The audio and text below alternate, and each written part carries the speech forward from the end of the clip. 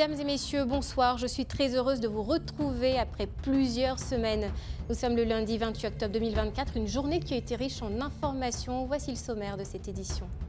Au chapitre politique, plus rien ne va au FPI. Le parti fait face à une scission sans précédent. On vous explique dans les détails la situation. Sur la page citoyenne, dans le cadre de la révision de la liste électorale, le président de la CEI descend sur le terrain et rappelle aux populations leurs devoirs citoyens. En ce lundi 28 octobre, Justin Koné-Katina, président du Conseil stratégique et politique du parti de Laurent Gbagbo, a animé le 31e numéro de la tribune du PPACI au nouveau siège du parti. Deux sujets principaux ont été abordés, l'état de droit en Côte d'Ivoire et les atteintes aux libertés individuelles sous le régime RHDP, ainsi que l'intégration de la Côte d'Ivoire dans la liste grise concernant le blanchiment d'argent, la corruption et le crime annoncé le 25 octobre dernier. Avant cela, Justin Koné-Katina a exprimé son soutien à l'éligibilité de l'ancien président Laurent Gbagbo pour l'élection présidentielle de 2025, affirmant qu'aucune décision judiciaire ne prévoit la perte de ses droits civiques. Il a également donné son opinion sur les ordonnances émises par le gouvernement en 2020 et 2024, tout en dénonçant les arrestations des groupes associatifs. Dans une intervention à l'Assemblée nationale, le président Kubert, président de la CEI, a dit ceci, que selon l'article 3 du Code électoral, le président Laurent Gbagbo ne peut pas être inscrit parce qu'il est déchu de ses droits civiques et politiques. Voilà ce qu'il a dit, en visant l'article 3 du Code électoral. Or, nous lui disons qu'il n'y a jamais eu de prononcé de déchéance des droits civiques et politiques du président Laurent Gbagbo. Et que ces déchéances, ce sont des sanctions qu'on appelle ça les peines complémentaires. Elles ne se déduisent pas de toutes les condamnations, parce que ce n'est pas toutes les condamnations qui donnent lieu à ça. Notre candidat là, il s'appelle Laurent Gbagbo. Il sera candidat en 2025 et il va gagner les élections en 2025. Demain, dès 19h, sur le Grand Talk, Justin Koné-Katina sera sur le plateau du Grand Talk. On s'intéresse à présent à un des partis politiques de gauche. Une scission se profile au sein du Front populaire ivoirien avec le lancement le 26 octobre dernier du courant Démocratie et Valeurs, présidé par Isiaka Sangaré. Ce mouvement dénonce les dérives autoritaires du parti sous la présidence de Pascal Affi-N'Guessan et revendique un retour aux principes démocratiques. Il faut tout de même rappeler le contexte. Cette initiative survient alors qu'un contentieux juridique oppose l'avocat Pierre Godet à Pascal Affi-N'Guessan au sujet du congrès prévu au mois de novembre prochain pour choisir le candidat à la présidentielle de 2025. Un reportage de Philippe Acquois commenté par Karel Dablé. Une nouvelle initiative qui semble marquer les dissensions au sein du Front populaire ivoirien vient de voir le jour. Le 26 octobre 2024, un nouveau courant interne nommé Démocratie et Valeurs a été lancé pour répondre, selon son président, aux défis de gestion des crises internes récurrentes qui menacent les idéaux du Front populaire ivoirien, avec des retours potentiels à l'autocratie. En termes de système politique, c'est la démocratie. Mais quand on commence à transgresser les règles, à ne pas respecter les principes, à violer les textes, alors malheureusement, nous nous éloignons de la démocratie et nous faisons le constat d'un déni de démocratie et d'une dérive autocratique, avec le risque de l'avènement d'une dictature.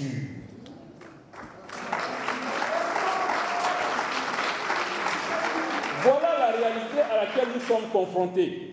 Le manifeste de ce nouveau courant critique vivement la gestion actuelle du parti, présidé par Pascal Affi-N'Guessan, notant des crises internes et des dérives autoritaires. À travers ce mouvement, les fondateurs entendent dénoncer des contre-valeurs qui menacent l'idéal démocratique pour lequel le FPI a longtemps milité. Mais d'où vient-il que tu vas éliminer ton adversaire et croire que tu peux aller à un congrès tout seul? En ce siècle-là, dans cet environnement-là, où certains critiquent même les actions de la CEI. Mais bon sang, le Front populaire ivoirien est plus moderne que ça. Ce n'est pas pour ça que nous avons pensé 34 ans. Donc on devient candidat unique. pensée unique. On suspend des candidats. Après, on va suspendre les statuts. On va suspendre le haut courant. On va suspendre le siège. On va suspendre tout le monde. Mais à force de suspendre, tu peux te retrouver suspendu, toi. La naissance de ce courant survient dans un contexte politique tendu, avec un contentieux juridique opposant l'avocat Pierre Dabo Godé à Pascal Effinguessan, l'actuel président du FPI, le premier souhaitant l'annulation du congrès du FPI, convoqué pour les 8 et 9 novembre 2024, en vue de choisir le leader qui conduira le parti à la présidentielle de 2025. Le président de la commission électorale indépendante, Ibrahim Coulibaly Kouibier, a visité plusieurs centres d'enrôlement à Abidjan. Cette initiative s'inscrit dans le cadre de la révision de la liste électorale qui a débuté le 19 octobre et se poursuivra jusqu'au 10 novembre prochain en préparation des élections à venir. Il est important de noter qu'à ce stade, l'affluence dans les centres d'enrôlement reste faible et les responsables de la CEI appellent la population à venir s'inscrire massivement avant la date limite. André Assemian, Mohamed Sen et Djidjike. Cette visite de terrain a commencé par les groupes scolaires Anador et Ouantoué à Abobo, avant que la délégation dirigée par M. Coulibaly Kouibier ne se rende au lycée Sainte-Marie de Cocody pour conclure au collège moderne Autoroute de Trècheville. L'objectif du président de la CEI était de s'assurer du bon déroulement de la révision de la liste électorale. À l'issue de cette journée, il a constaté une timide affluence et a encouragé les citoyens à s'inscrire massivement. C'est un devoir pour le citoyen de venir s'inscrire sur la liste électorale parce que c'est cette inscription seule qui leur permet de participer au vote. Parce que cette inscription vous confère la qualité d'électeur, cette qualité qui vous invite au débat des élections. Mais si vous n'êtes pas électeur, vous ne pouvez pas choisir celui que vous voulez. Donc on demande à la population de venir. Ce n'est qu'une semaine, on n'a fait qu'une semaine. Il y a encore près de 13 ou 15 jours après, il faut venir. Vous inscrire sur la liste électorale. La commission électorale indépendante CEI a lancé une opération de mise à jour de la liste électorale qui a débuté le 19 octobre pour s'achever le 10 novembre prochain. Cette initiative inclut l'actualisation des données personnelles des électeurs, la radiation des personnes décédées et l'inscription de nouveaux électeurs remplissant les critères requis. Avec environ 12 000 centres d'inscription ouverts, capables d'accueillir jusqu'à 50 personnes par jour, l'objectif est d'optimiser le nombre d'inscriptions avant la clôture de la période d'inscription. Le bilan de cette opération se fera après une semaine. Nous avons eu 200 117 requérants qui ont visité l'ensemble de nos centres d'enrôlement. Et ceux qui sont venus sur les 200 000, nous avons 86 511 requérants, soit 43%. Qui sont déjà des anciens électeurs qui sont venus mettre à jour leurs données personnelles. Et nous avons 113 000 nouvelles personnes qui se sont présentées pour la première fois pour s'inscrire sur la liste électorale, soit 56% des personnes qui ont visité les centres. Aujourd'hui, nous avons environ, depuis le début, 19 personnes enrôlées par centre. Donc voici ce que nous voulons, vous pouvez nous indiquer. Nos centres peuvent prendre 50 personnes par jour par centre, au minimum. Au minimum, 50 personnes par jour par centre, soit 13 millions de personnes que nous pouvons prendre en 23 jours. Et après une semaine, nous sommes à 200 000 personnes. Donc nous devons continuer la sensibilisation pour que tous ceux qui remplissent les conditions, nous leur demandons de se présenter dans les centres d'enrôlement. La révision des listes électorales est essentielle pour garantir une participation juste et représentative lors des prochaines élections en Côte d'Ivoire. Toujours dans le cadre de l'opération d'enrôlement pour les prochaines élections, Mefa Dosso, conseiller régional du Béret, a intensifié ses efforts en visitant plusieurs centres d'inscription à Mankono. Confronté à des difficultés, le Rassemblement des Oufouettistes pour la démocratie et la paix, RHDP, a organisé une rencontre de sensibilisation pour inciter les populations à s'inscrire sur les listes électorales. Le compte-rendu de Sandrine Quadio et Aimé Bodjillé.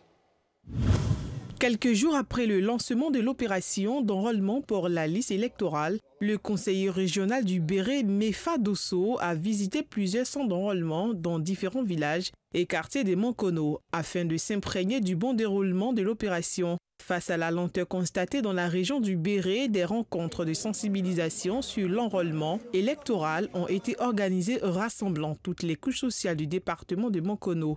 Nous appelons les jeunes, la plupart des jeunes, aller se faire enrôler. D'abord, aller vérifier s'ils existent sur la liste électorale. Parce qu'on peut t'enrôler sur la liste électorale sans que tu le saches. pour certaines fautes, tu peux quitter la liste électorale. Donc on demande à tout le monde d'aller voir si son nom est là-bas ou s'il n'y a pas d'erreur sur son nom. Et pour nous, ce processus-là a commencé. Nous interpellons tous nos parents, surtout les chefs de canton, les chefs de village que nous interpellons, pour qu'ils puissent faire tout ce qu'il faut pour que dans leur village, dans leur circonscription, les jeunes, les enfants, les femmes qui ont un âge de voter soient inscrits sur la liste électorale. Fofana Abou, résident de la sous-préfecture de Sarala, exprime sa satisfaction quant à cette initiative et lance un appel aux nouveaux majeurs. J'appelle tous ceux qui ne sont pas sur la liste, vraiment prendre courage pour aller s'inscrire sur la liste, surtout les nouveaux majeurs.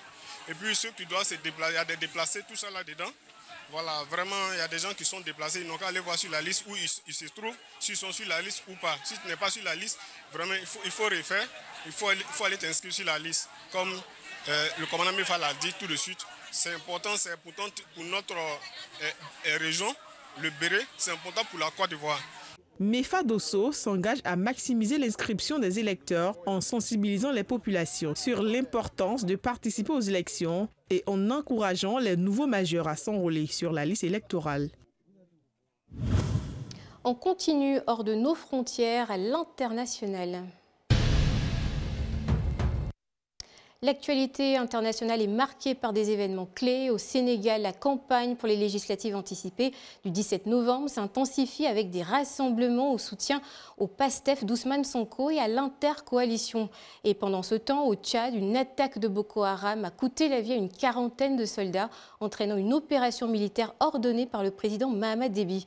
En Égypte, une trêve opposée entre Israël et le Hamas vise à libérer des otages, tandis qu'à Gaza, la situation humanitaire demeure critique. Et le vote anticipé pour la présidentielle aux États-Unis a atteint des niveaux records, avec des millions d'électeurs participant au processus. Le point de ces événements, c'est avec Karel Dablé.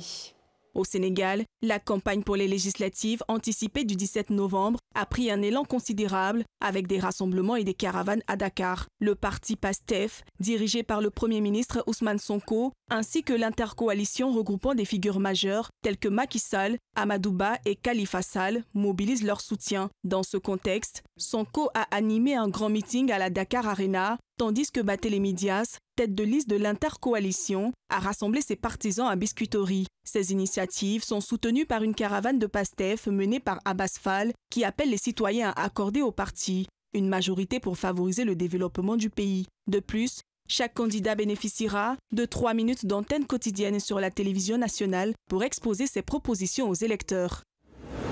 En parallèle au Tchad, une attaque violente de Boko Haram a entraîné la mort d'environ 40 militaires tchadiens à Barkaram, une île proche de la frontière nigériane. En réponse à cette agression, le président Mahamat Idriss Déby Itno s'est rendu sur place et a lancé l'opération militaire Askanit pour traquer les assaillants, soulignant ainsi l'instabilité sécuritaire de la région. Ce tragique événement survient alors que les forces armées tchadiennes viennent de subir une restructuration dans un contexte de tensions exacerbées par la crise régionale avec le Soudan voisin.